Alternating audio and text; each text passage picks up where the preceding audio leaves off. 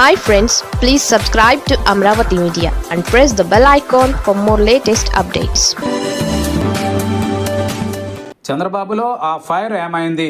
ఆంధ్రప్రదేశ్ ముఖ్యమంత్రి చంద్రబాబు నాయుడు అధికారంలోకి రాకముందు ఒకలా ఉంటారు, వచ్చిన తర్వాత మరొకలా వ్యవహరించేవారు.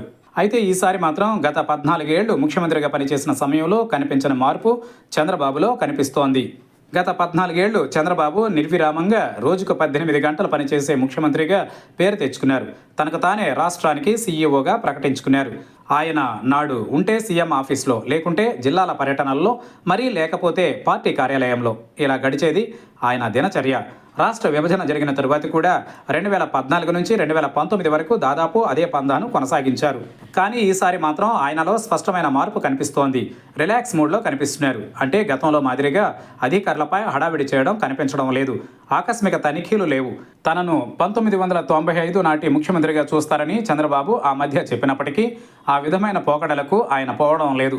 ఎంత కష్టపడినా ఇంతేగా అనుకున్నారో, మరి మరో కారణమో తెలియదు. కానీ నాటి చంద్రబాబులో ఉన్న ఫైర్ కనిపించడం లేదన్నది ఆయనను దగ్గర నుంచి గమనిస్తున్న నేతలు చెబుతున్నారు. నాడు సెక్రటరియేట్లో 8:30 గంటల వరకు అధికారులతో వీడియో కాన్ఫరెన్స్లో నిర్వహించేవారు. తర్వాత ఎన్టీఆర్ ట్రస్ట్ భవన్కు వచ్చేవారు. అక్కడ నేతలతో దాదాపు రాత్రి 10 గంటల వరకు చర్చించేవారు. కానీ ఇప్పుడు నేతలతో చర్చించడం పూర్తిగా మానేశారంటున్నారు. ఏదైనా ఎన్నికలుంటే తప్ప ఆ జిల్లా నేతలతోనూ, పార్టీకి సంబంధించిన ముఖ్య నేతలతో సమావేశం అవడం లేదు. ఇక ప్రతి శనివారం మంగళగిరిలోని పార్టీ కేంద్ర కార్యాలయానికి వెళ్లాలనుకున్నా పని ఒత్తిడితో అన్నిసార్లు అది సాధ్యం కావడం లేదు. కానీ వీలున్నప్పుడల్లా శనివారం మాత్రం పార్టీ ఆఫీస్కి వెళ్లి కార్యకర్తల నుంచి సమస్యలను అడిగి తెలుసుకుంటున్నారు. మరోవైపు ఆదివారం అయితే ఆయన చాలా రిలాక్స్గా కనిపిస్తున్నారు. వీలైతే శని, ఆదివారాలు హైదరాబాద్ వెళ్ళిపోతారు. మంత్రులకు కూడా ఆదివారాలు ఫ్యామిలీతో గడపాలని చంద్రబాబు చెప్పడం చూసి ఆయనలో వచ్చిన మార్పునకు సీనియర్ నేతలు విస్తుపోతున్నారు. ఒకనాడు తాను నిద్రపోను, మిమ్మల్ని నిద్రపోనివ్వననే నినాదం చంద్రబాబు అందిపుచ్చుకున్నారు. అలు పెరగకుండా పనిచేశారు.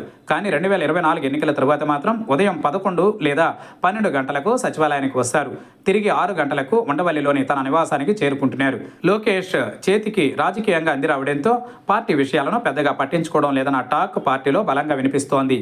జిల్లాలో నేతల మధ్య విభేదాలను కూడా లోకేష్ పరిష్కరిస్తుండటంతో చంద్రబాబుకు పెద్దగా రాజకీయంగా పని లేకుండా పోయిందంటున్నారు. కేవలం ప్రభుత్వ కార్యక్రమాలకే ఆయన పరిమితమవుతూ తన ఆరోగ్యాన్ని మరింతగా కాపాడుకుంటున్నారని చెబుతున్నారు. మొత్తం మీద 1995 నాటి చంద్రబాబుకు 2025 నాటి చంద్రబాబుకు మధ్య 30 ఏళ్ల తేడా స్పష్టంగా కనిపిస్తుందన్నది పార్టీ వర్గాల టాక్.